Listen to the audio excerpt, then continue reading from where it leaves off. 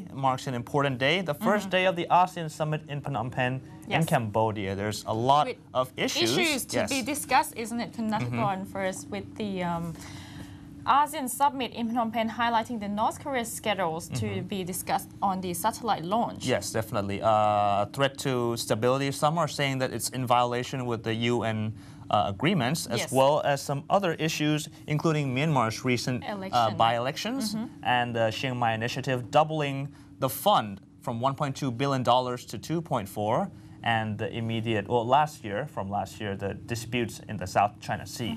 And later on, we will have a phone interview with one of our reporters who is over there currently at the summit. On location there, Southeast Asian leaders yesterday met for an annual summit set to be dominated by Myanmar's historic reforms, North Korea's planned rocket launch, and strategic maritime disputes with China. Leaders of the 10-member ASEAN nations gathered in the Cambodian capital 2 days after by-elections in Myanmar saw pro-democracy leader Aung San Suu Kyi win her first seat in parliament. Election monitors from Cambodia, which holds the ASEAN chair, have declared Sunday's vote free and fair and urged the West to lift sanctions imposed over the Myanmar's military long record of rights abuses. ASEAN foreign ministers applauded the orderly conduct of the polls during talks in Phnom Penh on Monday, setting the stage for a strong endorsement from the bloc's leaders at Wednesday's conclusion of the two-day summit. ASEAN Secretary General Surin Pitsuwan said the vote should contribute to the reintegration of Myanmar into the global community, a reference to the possible lifting of sanctions. Over the past 12 months, the country's quasi-civilian government, led by President Thein Sein, has freed hundreds of political prisoners, eased media restrictions, and welcomed the opposition back to the political fold. At the last ASEAN summit in November, the country was rewarded for its efforts by being promised the bloc's chairmanship in 2014. Myanmar is also eager to win greater foreign investment with the prospect of sanctions being lifted. ASEAN comprises Brunei, Cambodia, Indonesia, Laos, Malaysia, Myanmar, the Philippines, Singapore, Thailand, and Vietnam, a grouping of nearly 600 million people from disparate economic and political systems. The bloc has often been dismissed as a talk shop, but is assumed new strategic importance in light of Washington's foreign policy pivot to Asia and the economic rise of China in the recent years. And right now on the line with us, one of our reporters, Kun Jarawi Kitisin, who is at the moment in Cambodia, is now with us for a phone interview. สวัสดีค่ะ Kun Jarawi. สวัสดีค่ะ Well, when the kickoff of the official ASEAN summit today, there are several issues regarding economics that is really important, as the Prime Minister of Cambodia, Hun Sen, has mentioned.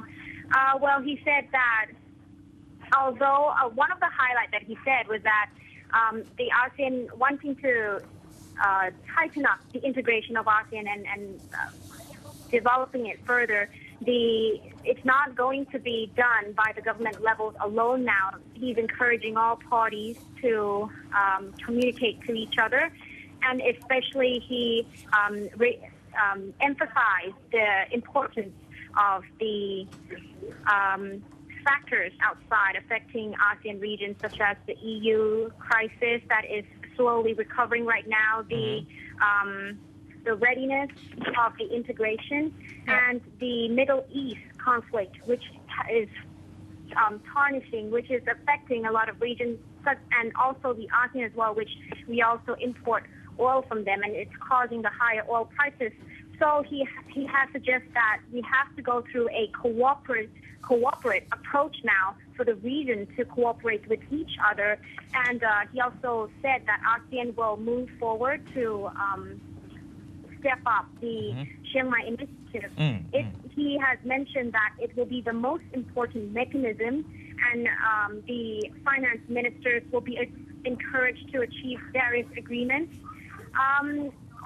Later on, we talked to the ASEAN Secretary General and asked him about the Chiang Mai initiative, how and what will it give to to ASEAN, he said that the Chiang Mai initiative, from doubling the fund to 240 billion US dollar, it will increase the stability for the region, and the fund will be raised by all the members of ASEAN. As for the ASEAN Economic Community or AEC, we have interviewed the Deputy Commerce Minister Bunsong Seriapirom, who said that there has been discussions among the ASEAN leaders in the talks before the opening, and now they're in the plenary session. He said that Thailand, we asked him about how Thailand would want to take lead in the role into integrating the AEC, but he didn't really answer our question. He went more broader. He was like, the finance ministry has already appointed various officials for various issues regarding the economic issues in ASEAN, and said that there has been measures implemented right now, and he was too broad about it. So, Khun Jarawi, are there any other economic highlights for today's summit, for the first day? Yes. Well, also, Prime Minister Hun Sen has talked about the cooperation in agricultural sector, addressing the agriculture diversity and adding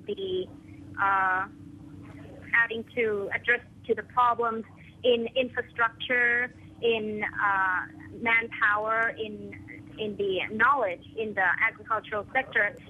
He mentioned that in ASEAN region, there are some countries that export rice, for example, and some countries import rice from the neighboring ASEAN region.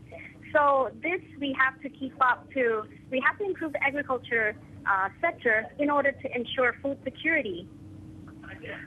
Because food security will be one of the challenges in the future for the region as well. So if we keep all this up, then it would be a good future for ASEAN. That would be most of the highlights for the ASEAN itself, the addressing of Prime Minister Hun Sen, which is the chair of the 20th ASEAN Summit this year. And also there has been a lot of interest going on with the AEC, working into the integration and the Chiang Mai initiative, but we will have to keep up on this update throughout the day as well. Later on, at around 1 p.m., Dr. Surin will be giving a press conference because regarding the plenary session and many more. So we are going to still keep up with what's going on in ASEAN this year. Khun Jarawi, so far has anyone mentioned about the Thai-Cambodian issue, the border, the issue on the Thai-Cambodian? Yes. No, there has not. For this morning, we've been ambushing, trying to talk to a lot of Thai officials. They said that there has not been any issues regarding that because there are the South China Sea, the North Korean missile launch, the nuclear weapons-free zone, which has overshadowed other issues. So the minister said that no issues regarding the Thai border has been discussed yet among the leaders. Yes. But the foreign minister, Surapong Sawitdak-Saikul, was in a rush, so he didn't say much more. I've asked him about were there any other ministers asking about the terrorist concerns in the region regarding the recent bombings in Thailand and Thai South. He said that there's other countries have shown condolences, have shown, and he has also apologized to the his Malaysian counterpart for one of the Malaysian nationals who have been killed in the bombing as well. Yes, but they haven't had any serious discussions regarding this. Okay. Thank you for joining us today, Khun Jarawi. Good luck. Okay. And now